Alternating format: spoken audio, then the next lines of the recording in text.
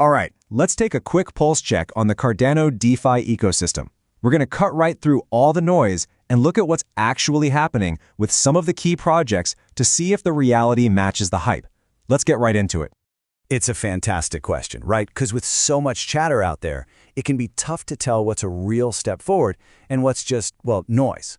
So we're going to find out by looking at the tangible developments and the hard numbers coming out of Cardano, starting with how they're making their tools way easier to use.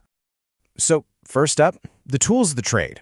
I mean, what's the point of having all this powerful financial tech if it's so complicated that nobody can figure it out?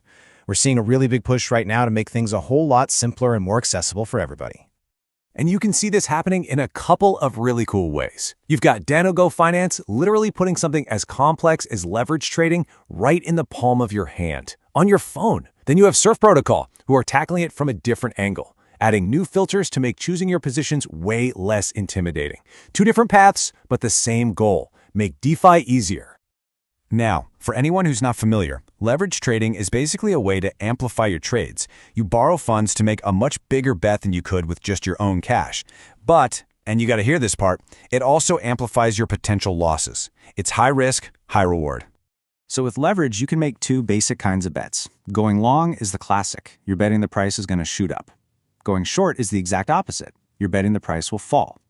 And just to give you a sense of the scale here, Surf Protocol has over 3.3 million ADA just sitting there, ready for people to use for these kinds of trades.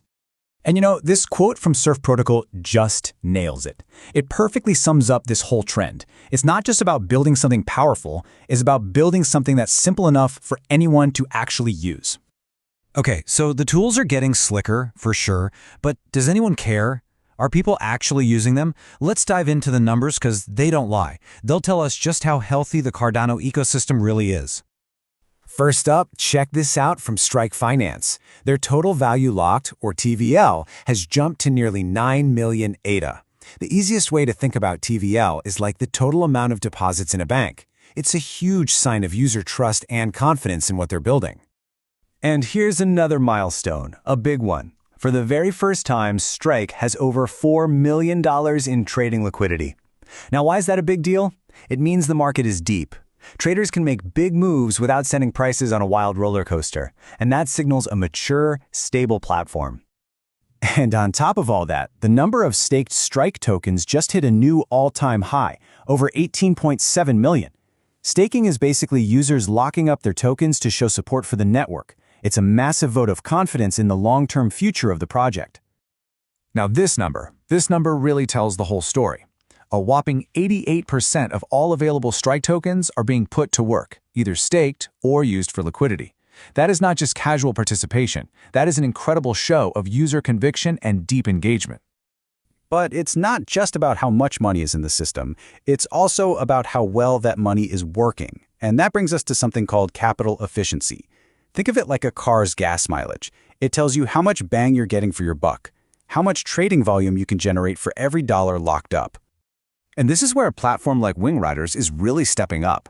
They claim to be the most capital-efficient DEX on Cardano, with a ratio of 0.75. Just look at that. It's more than double what you might see on a typical platform. It means their assets are working smarter, giving users better trades, and providers bigger rewards. So, we've got simpler tools, and we've got real measurable growth. But look, no ecosystem is an island, right? For long-term success, you have to build bridges to the wider crypto world. And that's the final piece of this puzzle. Strike Finance's upcoming V2 is a perfect example of this forward thinking.